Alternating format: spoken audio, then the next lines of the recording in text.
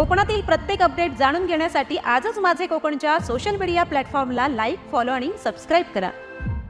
केंद्र शासनाच्या one district one product award 2023-24 साठी देशातील 60 जिल्ह्यांच्या नामांकनामध्ये आणि राज्यातील 14 जिल्ह्यांच्या नामांकनामध्ये रत्नागिरीचा समावेश झाला।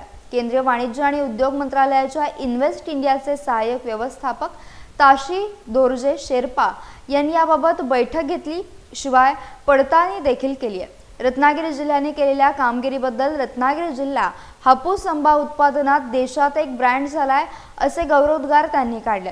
जिल्हाधिकारी कार्यालयातील सभागृहात जिल्हाधिकारी एम देवेंद्र सिंग यांनी संगणकीय सादरीकरण करून सविस्तर माहिती दिली। आंब्याबरोबरच काजू, नारळ, कोकम आणि मासे ही जिल्ह्याची उत्पादनं आहेत। 2018 साली हापूस आंब्याला जीआय टॅग मिळालाय।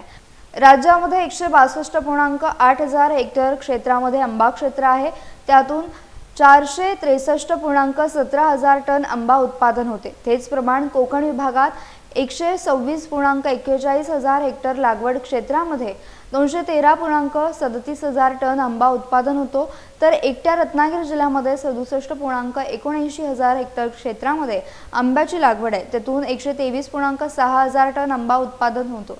2022-23 कोकण विभागात रत्नागिरी जिल्ह्यामध्ये सर्वाधिक 67,796 हेक्टर क्षेत्रामध्ये आंब्याची लागवड करण्यात आली आहे।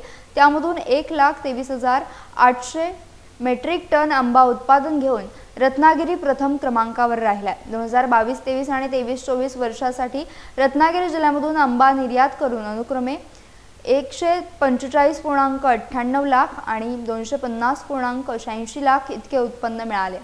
हापूस आंब्याची सर्वाधिक आयात करणारे देश कुवेत, संयुक्त अरब अमिराती, United Kingdom, Qatar, Oman, United States of America, Bahrain आणि कॅनडा आहेत। तत्कालीन पालकमंत्री आणि उद्योगमंत्री उदय सामंत यांनी याबाबत नेहमीच बैठका घेऊन मार्गदर्शन केले असल्याचं जिल्हाधिकाऱ्यांनी सांगितले। या बैठकीला MSMEचे मिलिंद जोशी, DICचे व्यवस्थापक संकेत कदम, डॉ. विवेक भिडे आदी उपस्थित होते।